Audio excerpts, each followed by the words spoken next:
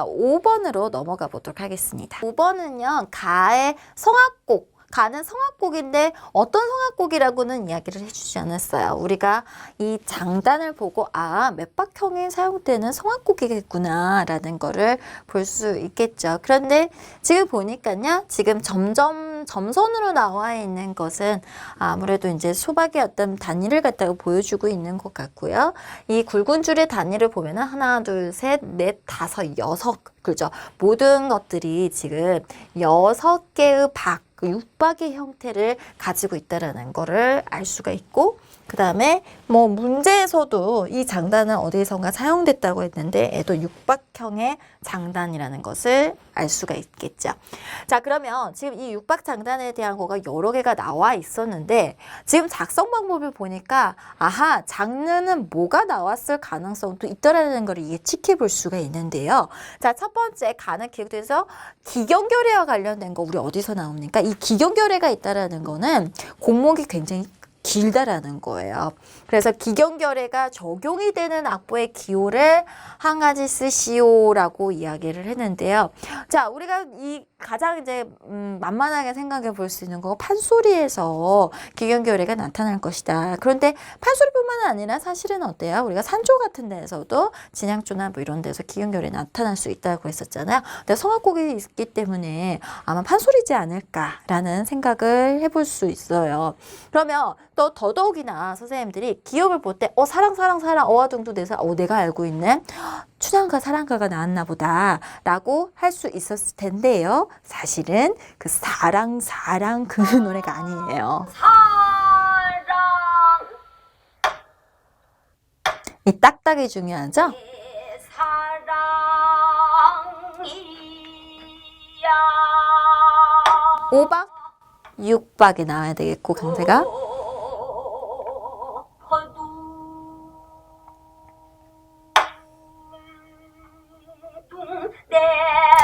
5박에서 한 번만 딱 세를 줬죠?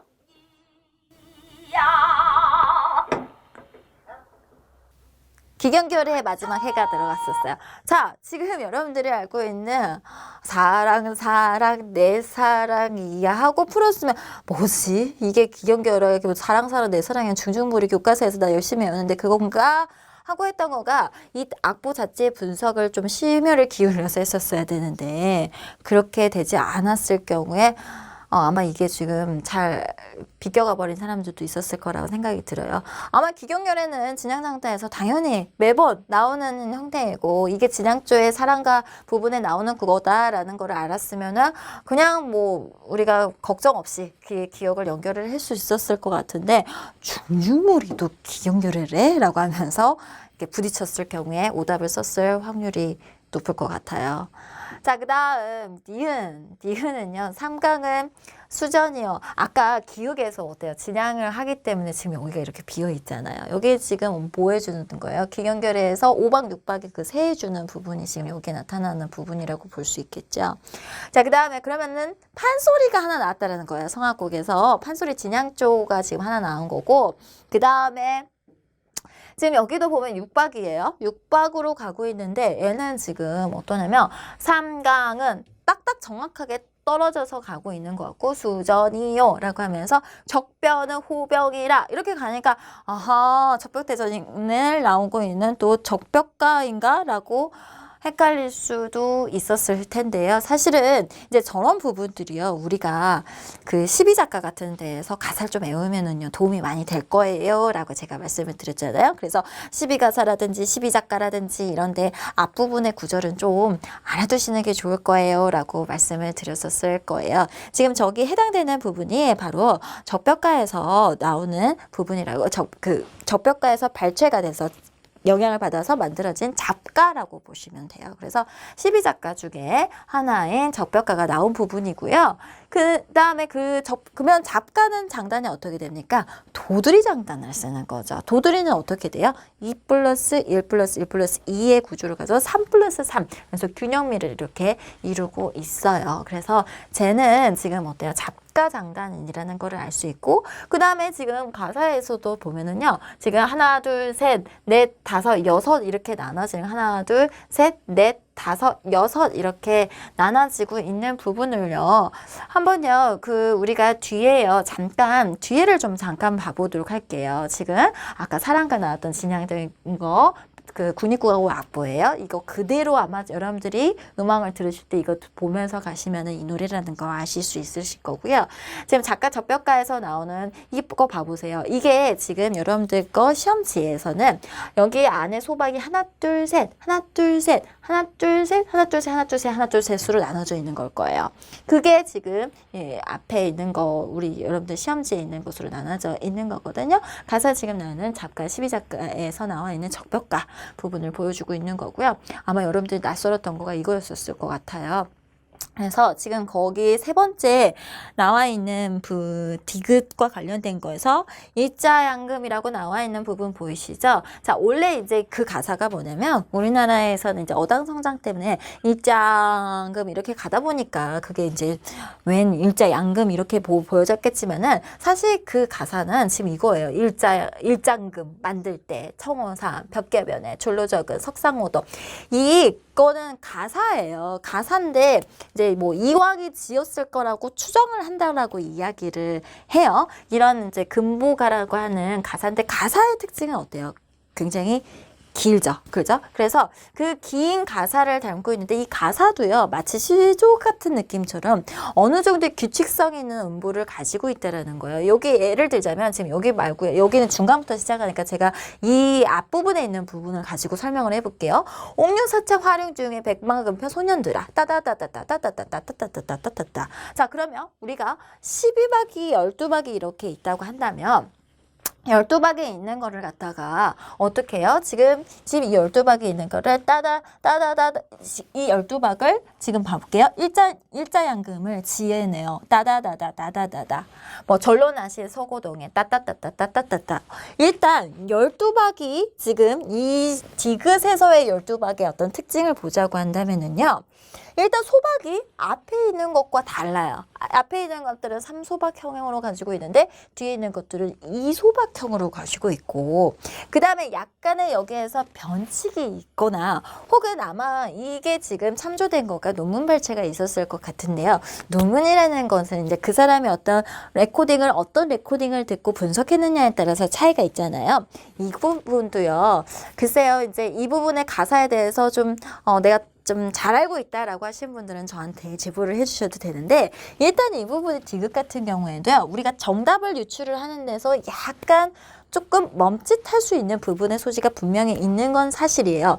뭐냐 지금 청호산 벽계변을 아까 뒤에 나와 있는 가사 쓰여져 있는 부분을 보시면 아시겠지만은 이게 이렇게 가는 게 벽계가 지금 하나로 지금 가야 되는 부분이잖아요.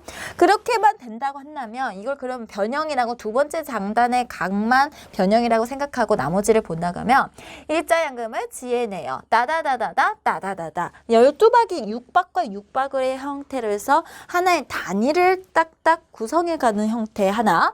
그리고 또 어떻다는 거예요? 가사가 생각보다 어떻습니까? 가사가 상당히 많아요.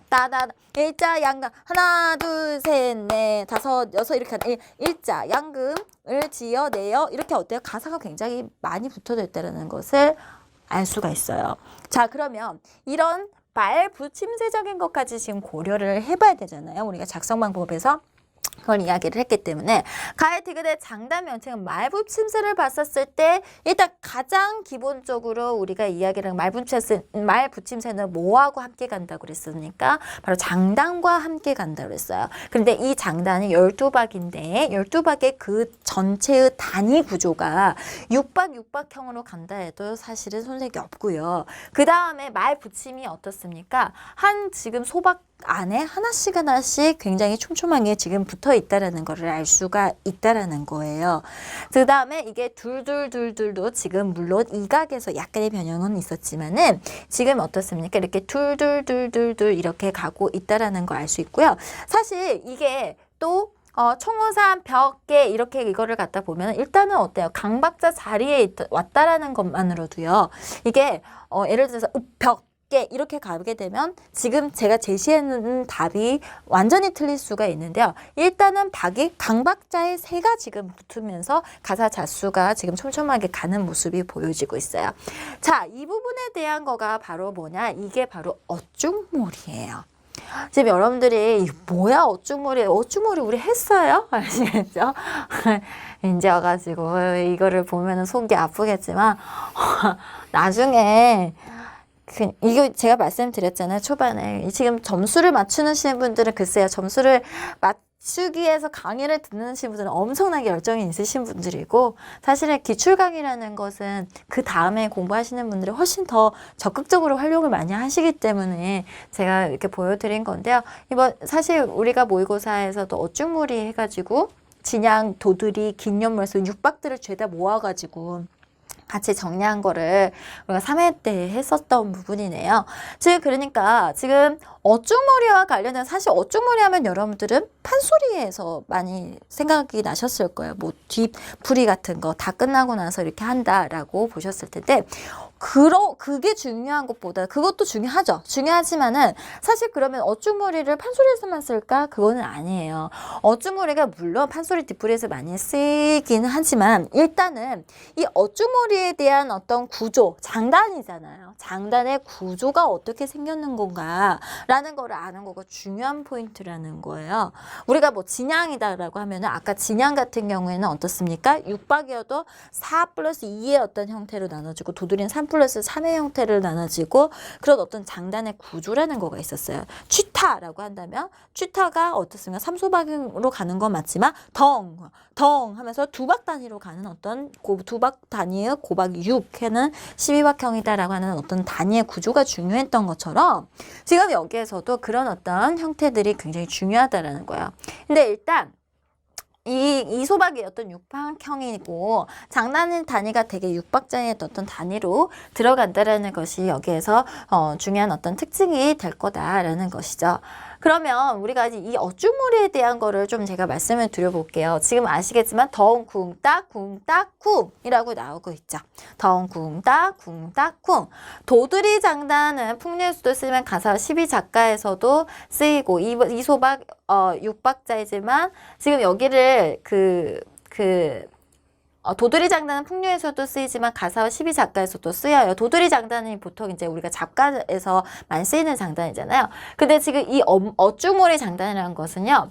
도들이는 아까 말하듯이 3소박의 형태의 고박 6이잖아요. 근데 지금 얘는 어중몰이는 어떻게 돼요?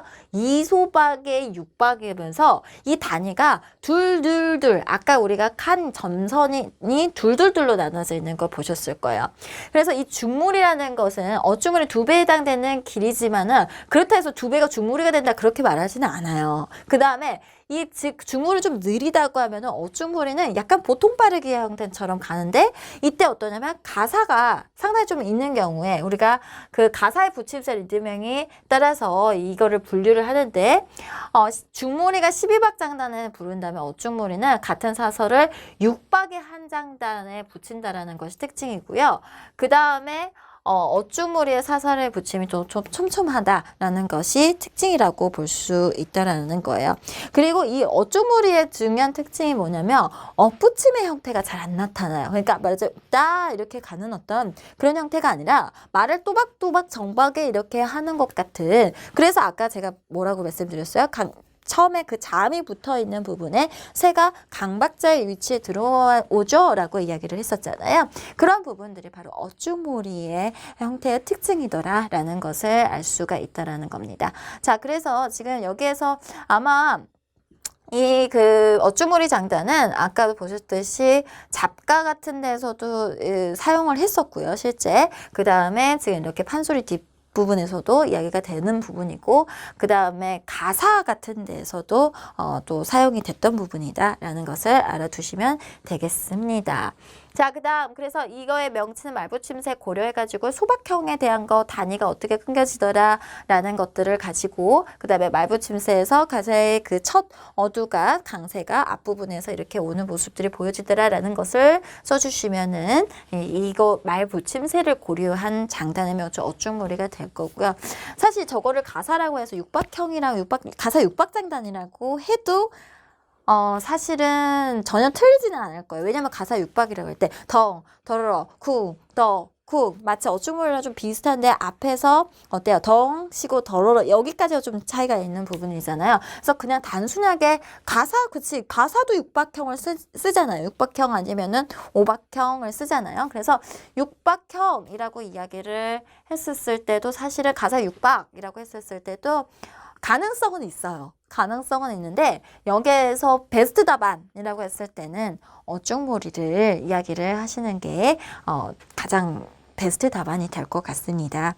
자, 그 다음에 나의 장단에 사용되는 악곡 한 가지를 여기에서 그러니까 아까 작가 장단이라고 그랬었잖아요. 작가 장단으로 이렇게 쓰고 그 다음에 지금 여기가 단위가 딱 어때요? 하나, 둘, 셋, 둘, 셋, 셋, 둘, 셋, 쿵, 둘, 셋, 하나, 둘, 따, 쿵. 그래서 압박의 가사 붙임새 들어가는 위치에 맞춰서 정확하게 들어가는 모습을 살펴볼 수가 있죠. 그래서 여기를 서술하실 때도 항상 말붙임새를 이야기할 때는 말붙임새에 대한 거는 항상 나와야 되는 게 3소박, 2소박. 우리 뭐 예를 들어서 좀 이제 많이 나왔던 거 완자거리다라고 한다면 얘가 원래 3소박의 어떤 형태로 연주가 돼야 되는 건데 말의 붙임과 2소박의 단위로 묶어간다 뭐 이런 이야기를 하잖아요. 그러니까 소박에 대한 거가 반드시 여기에서 이야기가 돼야 돼요. 그래서 뭐 3소박, 3분박 단위로 가사가 들어가서 육박 형태를 이루어지고 있더라. 그래서 강세가 들어간 첫 박에 지금 이렇게 첫 소박에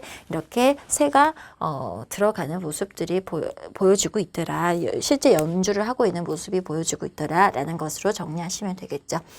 자, 그래서 어중무리부터 해서 육박형에 대한 거 이렇게 나올 게 나온 것 같아요. 제가 육박 모아서 물어볼 수 있다면 육박형 다음 거 궁금하시죠? 다음 거도 있어요. 육박이 있고 나면 제가 사실 수업 시간은 굉장히 많이 이야기를 드렸던 거여서 10박형 사실 10박형은 시험 문제 나왔죠. 이미 세령산형 해가지고. 근데 그 10박에 대한 거를 또 어떻습니까? 우리가 정제에서도 향단교주라든지 이런 거를 원래 20박 쓰고 18박 썼던 걸 10박형으로 가는 것도 이런 것들이 있었잖아요. 그래서 역사적인 부분하고 또 정제 쪽하고 다 연결해서 장단을 함께 물어보겠다라고 한다면 또 얼마든지 이거는 이제 어때요? 장르들을 통합시켜서 그 음악의 본질적인 육박의 국악에서의 육박 장단에 대한 것을 좀 세밀하게 분류하실 수 있겠습니까? 라는 것을 물어보는 문항이었다고 보시면 되겠어요. 이렇게 문제들을 보면은요, 그냥 이제 외워서 될 건 절대 아닌 것 같고요. 같은 단위로 묶어놓고 그 공통점과 차이점들을 비교해 가보면서 해보는 거가 굉장히 중요한 것 같아요.